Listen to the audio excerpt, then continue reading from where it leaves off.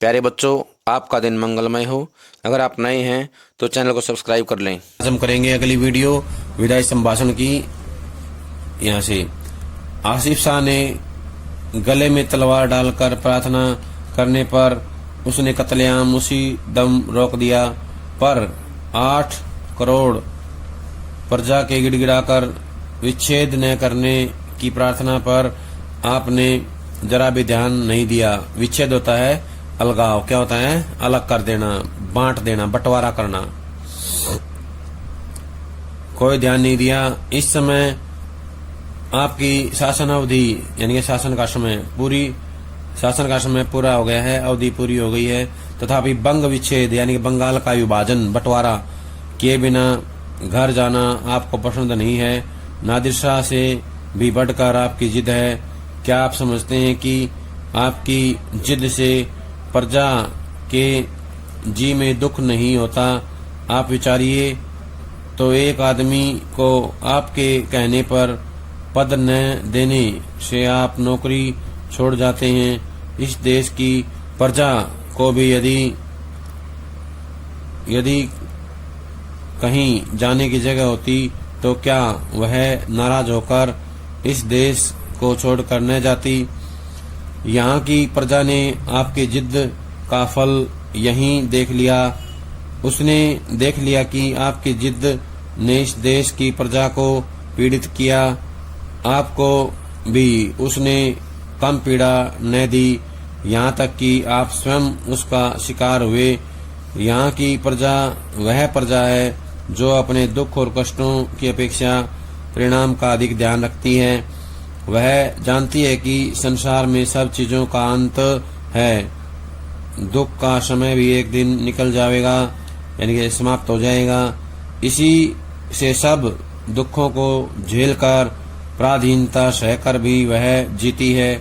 My Lord, इस कृतज्ञता की भूमि की महिमा आपने कुछ न समझी और न यहाँ की दीन प्रजा की श्रद्धा अपने साथ ले जा सके।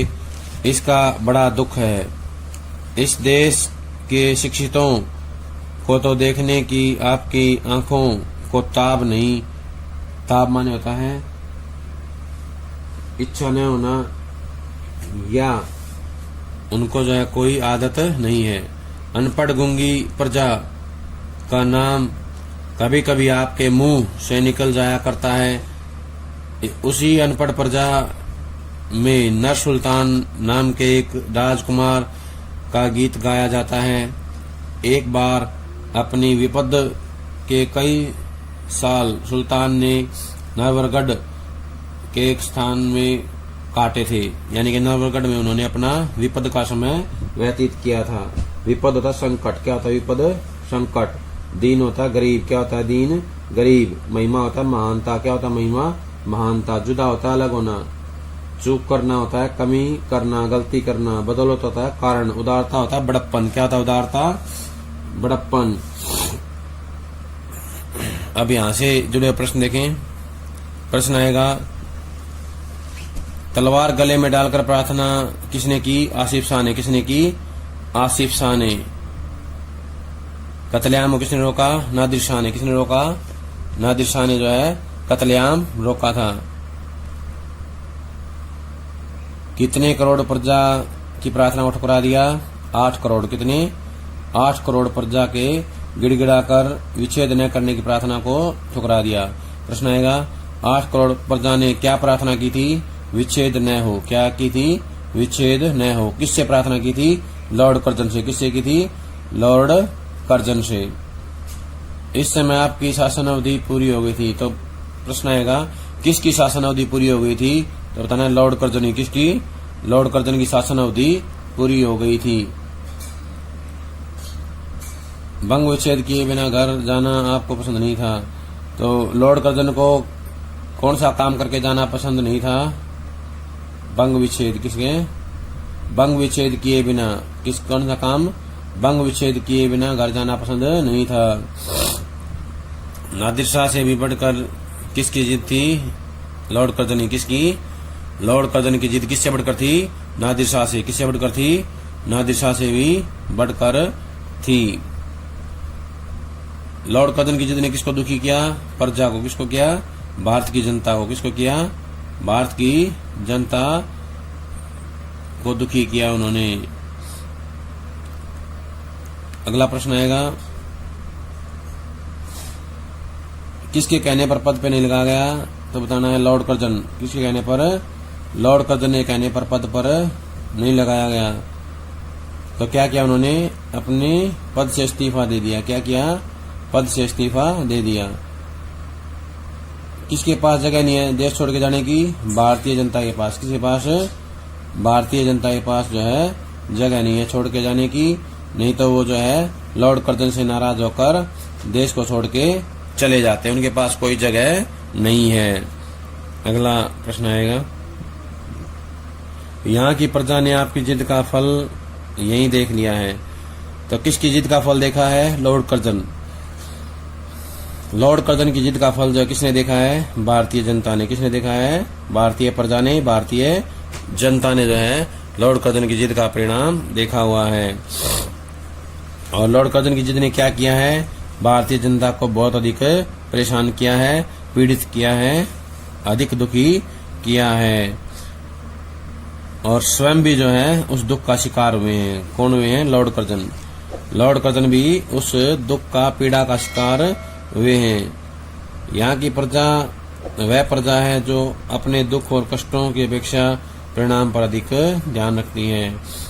अपने दुख और कष्टों की अपेक्षा परिणाम पर कौन ध्यान रखता है? भारत की प्रजा। कौन रखता है? भारत की प्रजा रखती है। अगला प्रश्न आएगा, संसार में हर चीज का अंत है, तो किसका अंत भी हो जाएगा? दुखों का। किसका अंत हो जाएगा? दुखों का अंत भी हो जाएगा, या दुख का समय भी एक दिन निकल जाएगा। इसी से सब दुखों को झेल कर पराधीनता सहकर भी जीती हैं। पराधीनता जो है सहकर के कौन जीता है? भारत की जनता। कौन जीता है? भारत की जनता। पराधीनता होता है गुलामी। क्या होता है? पराधीनता गुलामी होता है। इस कृतज्ञता की भूमि की महिमा आपने कुछ न समझी। कृतज्ञता होता है उपकार की। किसकी? उपकार की। भारतीय जनता जो है उपकार की महिमा को जानती है, उपकार के महत्व को जानती है, लेकिन लॉर्ड कर्जन ने उसको बिल्कुल भी नहीं समझा। यहाँ की दीन प्रजा की श्रद्धा भक्ति अपने साथ ले जा सके, यानी कि जो हमारी गरीब जनता थी हमारे देश की, उसकी जो सहानुभूति है वो भी उसको नहीं मिल पाई।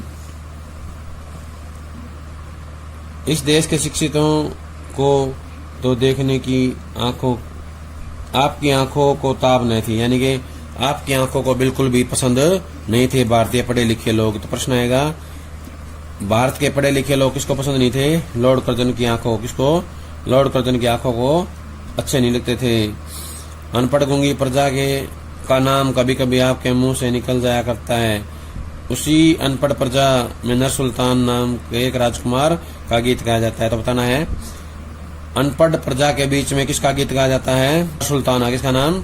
नर सुल्तान का नाम जो है नाम का गीत गाया जाता है। एक राजकुमार थे, वहाँ चौकीदारी से लेकर उसे एक ऊंचे पद तक काम करना पड़ा था। जिस दिन घोड़े पर सवार होकर वह उस नगर से विदा हुआ, नगर द्वार से बाहर आकर उस नगर को जिस रीति से उसने अभिवादन किया था वह सुनिए। उसने आंखों में आंसू भरकर कहा, प्यारे नरवरगढ़, मेरा प्रणाम ले। आज मैं तुझसे जुदा हूँ। जुदा होने का अलग होना, बिछड़ जाना। तू मेरा अन्नदाता है। अपनी विपद के दिन, विपद माने दुख, संकट के दिन मैंने तुझ में काटे हैं। तेरे ऋण का बदला मैं गरीब सिपाही नहीं दे सकता। भाई नरवरगढ़, यदि मैंने जानबूझकर एक दिन भी अपनी सेवा में चूक की हो, यहाँ की प्रजा की शुभ चिंता न की हो, यहाँ की स्त्रियों को माता और बहन की दृष्टि से न देखा हो, तो मेरा प्रणाम न ले। नहीं तो प्रसन्न होकर एक बार मेरा प्रणाम लें और मुझे जाने की आज्ञा दें। माय लॉर्ड, जिस प्रजा में ऐसे राजकुमार का गीत गाया जाता है, उसके देश से क्या आप भी चलते समय कुछ संभाषण करेंगे? संभाषण था बातचीत। क्या था संभाषण? बातचीत। क्या तुम जो है बात करोगे? उस देश की जनता से कुछ संवाद करना चाहोगे? क्या आप कह सकेंगे, अब आगे भारत, मैंने तुझसे सब प्रकार का लाभ उठाया और तेरी बदौलत वह शान देखी जो इस जीवन में असंभव है। तूने मेरा कुछ नहीं बिगाड़ा, पर मैंने तेरे बिगाड़ने में कुछ कमी न की। संसार के सबसे पुराने देश, जब तक मेरे हाथ में शक्ति थी, तेरी भलाई की इच्छा मेरे जी में न थी। अब कुछ शक्ति नहीं है तो तेरे लिए कुछ कर सकूं, पर आशीर्वाद करता हूं कि तू फिर उठे और अपने प्राचीन गौरव और यश को फिर से लाभ करे। मेरे बाद आने वाले तेरे गौरव को समझें, पर आप कर सकते हैं, और यह देश आपकी पिछली सब बातें भूल सकता है, पर इतनी उदारता माय लॉर्ड में कहाँ? उदारता होता है दयालुता। क्या था उदारता? दया भावना या बड़प्पन। उदारता क्या होता है? बड़प्पन या सहानुभूति, दया। बदौलत का कारण। क्या होता है बदौलत? कारण। बदौलत क्या होता है? कारण। अब आएगा चूक करना होता है, कमी करना या गलती करना। क्या होता है? कमी करना या गलती करना। अब यहाँ से प्रश्न आएगा, किसका गीत गाया जाता है? ये तो हमने पढ़ लिया, नर सुल्ताना। किसका? नर सुल्तान का। अब आएगा, नर सुल्तान ने जो है कहाँ पर अपना समय बिताया विपद का? नरवरगढ़ में। कहाँ? नरवरगढ़ में बिताया था। कहाँ बिताया था? नर सुल्तान ने नरवरगढ़ में अपना समय बिताया था, विपद के दिन काटे थे। कौन से काम किए? चौकीदारी से लेकर एक ऊंचे पद तक उन्होंने काम किया। क्या किया? चौकीदारी से लेकर एक ऊंचे पद तक काम किया। किसने किया? नर सुल्तान ने। किसने किया? नर सुल्तान ने जो है काम किया था। घोड़े पर सवार होकर कौन विदा लेने पहुंचा था? तो बताना नर सुल्तान। कौन? नर सुल्तान। नर सुल्तान जो है घोड़े पर सवार होकर नरवरगढ़ से विदा लेने पहुंचा था। तो उसने क्या कहा था? प्यारे नरवरगढ़। क्या कहा था संबोधन में? प्यारे नरवरगढ़। उसकी आंखों में क्या था उस समय? आंसू। क्या था उस समय? उसकी आंखों में आंसू थे। आंसू भरकर कहा था, प्यारे नरवरगढ़ मेरा प्रणाम ले। प्रश्न आएगा, नर सुल्तान ने किसको प्रणाम किया? नरवरगढ़ को। कैसे किया? प्यार से संबोधित करके। कैसे किया? प्यार से संबोधित करके, आंखों में आंसू भर करके कहा, मेरे प्यारे नरवरगढ़ मेरा प्रणाम ले। कौन किसे जुदा हो रहा था? तो बताना है नर सुल्तान नरवरगढ़ से। कौन हो रहा था? नर सुल्तान जुदा हो रहा था नरवरगढ़ से। जुदा होना होता है अलग होना। क्या होता है जुदा होना? अलग होना। नरवरगढ़ किसका अन्नदाता है? तो बताना है नरवरगढ़ जो है नर सुल्तान का अन्नदाता है। किसका है? नर सुल्तान का अन्नदाता है। नर सुल्तान ने अपने आप को क्या कहा है? गरीब सिपाही। क्या कहा है? गरीब सिपाही। क्या कहा है? गरीब सिपाही। नरवरगढ़ को क्या माना है? भाई के समान। क्या माना है? नरवरगढ़ को नर सुल्तान ने भाई संबोधित किया है। अपनी सेवा में चूक और प्रजा की शुभ चिंता न की हो तो उसने क्या कहा है? उसके लिए उन्होंने जो है माफी मांगी है और प्रणाम ना लेने के लिए कहा है। क्या कहा है? प्रणाम ना लेने के लिए कहा है। किसने कहा है ये सारी बातें नर सुल्तान ने कही हैं। किससे कही हैं? नरवरगढ़ से। किससे कही हैं? नरवरगढ़ को संबोधित करके। माय लॉर्ड किसके लिए आया है? लॉर्ड कर्जन के लिए। किसके लिए आया है? लॉर्ड कर्जन के लिए। इन पंक्तियों में क्या अपेक्षा की है लॉर्ड कर्जन से कि क्या वो भी भारत से अपने किए कामों के लिए माफी मांगेंगे? क्या भारत के प्रति जो उन्होंने व्यवहार किया है उसके प्रति वो कुछ कहना चाहेंगे? अभागे भारत किसके लिए प्रयोग किया गया है? भारत देश के लिए, भारत की प्रजा के लिए। किसके लिए? भारत की प्रजा के लिए प्रयोग किया गया है। मैंने तुझसे सब प्रकार का लाभ उठाया, यानी कि मैंने तुमसे बहुत फायदा उठाया है, और तेरी बदौलत यानी कि तेरे कारण वह शान देखी है जो इस जीवन में असंभव है। असंभव होता है जो संभव नहीं है, यानी कि मैंने इस जीवन में वो शान देखी है जो तेरे कारण मुझे मिली थी। तो ये किसने कहा है? लॉर्ड कर्जन ने। किसने कहा है? लॉर्ड कर्जन ने भारत से कहा है, या भारत की प्रजा से कहा है। किसने किसका नहीं बिगाड़ा? तो भारत की प्रजा ने नहीं बिगाड़ा। किसका? लॉर्ड कर्जन का। किसका? लॉर्ड कर्जन का। पर मैंने तेरे बिगाड़ने में कुछ कमी नहीं रखी। ये किसके बारे में कहा है? भारत के बारे में। ये कहा गया कि लॉर्ड कर्जन ने भारत को नुकसान पहुंचाने में कोई कमी नहीं रखी। उन्होंने हर स्तर पर जो नुकसान पहुंचाया है। संसार के सबसे पुराने देश, जब मेरे हाथ में शक्ति थी, तेरी भलाई करने की इच्छा मेरे मन में न थी, या जी में न थी। अब कुछ शक्ति नहीं है तो तेरे लिए कुछ कर सकूं, पर आशीर्वाद करता हूं कि फिर उठे और अपने प्राचीन गौरव, प्राचीन मतलब पूरे गौरव माने महिमा, जो हमारी पुरानी महिमा थी, पुराना गौरव था, उसको प्राप्त कर सको। यश जो था, कीर्ति जो थी, उसको जो है प्राप्त कर सको, उसका लाभ उठा सको। ऐसा आशीर्वाद देने की क्या क्षमता है? मेरे बाद आने वाले तेरे गौरव को समझें, आप कर सकते हैं, और यह देश आपकी पिछली सब बातें भूल सकता है। यानी कि ये लेखक ने कहना चाहा है कि क्या वास्तव में ऐसा कुछ कह सकता है लॉर्ड कर्जन?